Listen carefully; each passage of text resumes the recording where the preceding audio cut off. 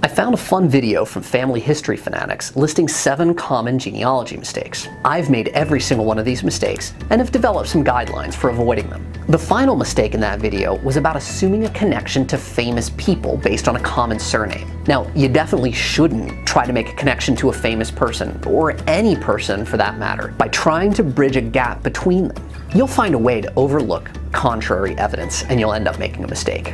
But there's another potential pitfall here.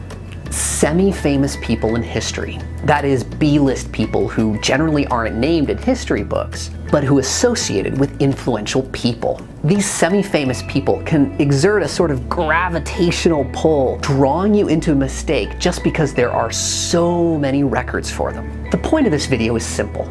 Be suspicious anytime you see a flood of information about a famous or even semi-famous person who appears organically through your research. Now, you might be related, but I think it's more likely that your true relative is concealed by that flood of data. Let me give you an example. Jacob Slough of Pennsylvania. His father, Matthias Slough, was a B-list figure in the Revolution. He corresponded with George Washington, hosted a lot of Pennsylvania's leadership at his tavern in Lancaster, Pennsylvania, and held a few minor public offices in the colony. He was a colorful character, exactly the kind of person you want in your family tree. He's got great stories that you can tell at Thanksgiving to explain why you spend so much time researching dead people.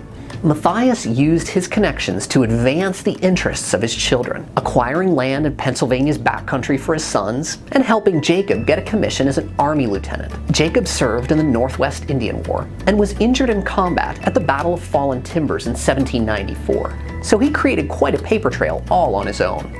The challenge for genealogists with Jacob Slough is that we work backward. Let's say you have an ancestor named William Slough, and family oral history tells you that his father was named Jacob. When I started looking in Pennsylvania, I found a lot of records for Matthias' son, Jacob Slough. In fact, I have 22 facts from Ancestry.com indices on his profile, and I added 5 more from external websites, along with 35 distinct, unique images.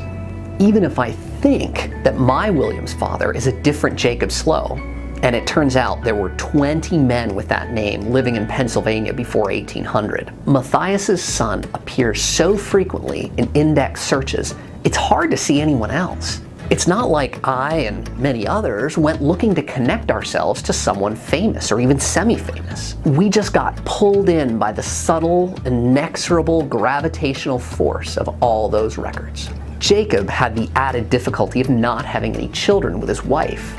That made him a blank slate, especially in a time period when baptismal records were really hard to find. So as long as I didn't find evidence that Jacob had a son named William, who was obviously a different William than mine, it was just too easy to say my William was Jacob's son.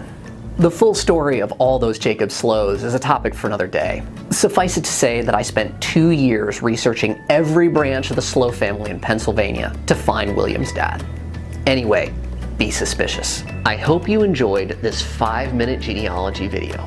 Please subscribe to my channel and give a thumbs up. If you've got any questions or suggestions, please leave them in the comments.